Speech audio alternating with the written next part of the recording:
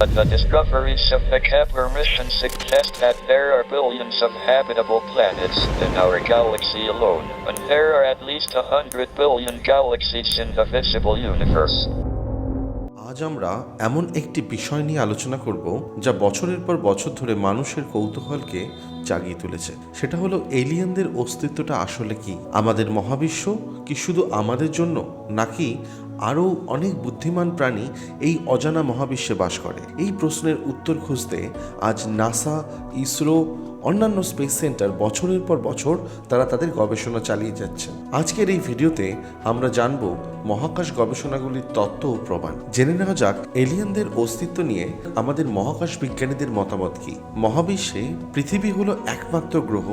আজ পর্যন্ত আমরা অনেক বিলিয়ন গ্রহ, নক্ষত্র আর গ্যালাক্সি কিন্তু খুঁজে পেয়েছি। বিজ্ঞানী ড্রেকের সমীকরণ অনুযায়ী আমাদের গ্যালাক্সিতেই অসংখ্য গ্রহে প্রাণের সম্ভাবনা থাকতে পারে। এছাড়াও অ্যাস্ট্রোবায়োলজিস্টরা মনে করে প্রাণের জন্য প্রয়োজনীয় উপাদান যেমন জল, কার্বন ডাই অক্সাইড এবং উপযুক্ত তাপমাত্রা, যেটা অন্যান্য অনেক গ্রহতেও কিন্তু তার পাওয়া যেতে পারে। তাহলে প্রশ্ন, আমরা এখন তাদের খুঁজে কেন পেলাম না? এর পেছনে একটি বড় কারণ হলো দূরত্ব।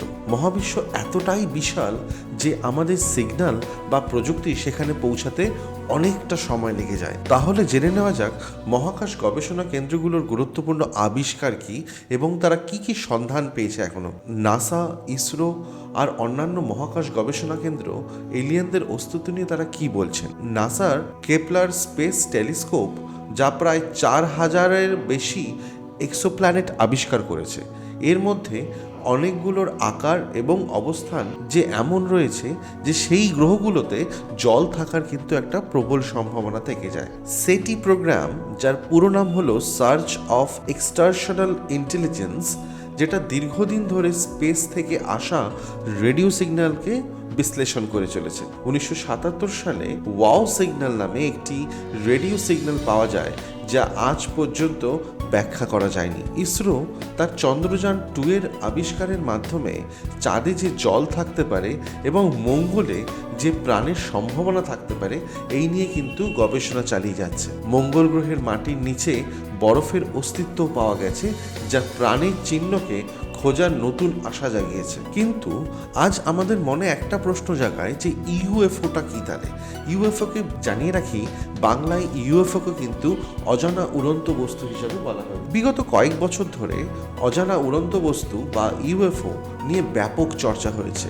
আমেরিকার পেন্টাগন তাদের কিছু ভিডিও প্রকাশ করেছে, যেখানে যুদ্ধবিমান পাইলটরা রহস্যময় উড়ন্ত বস্তু দেখতে পেয়েছেন।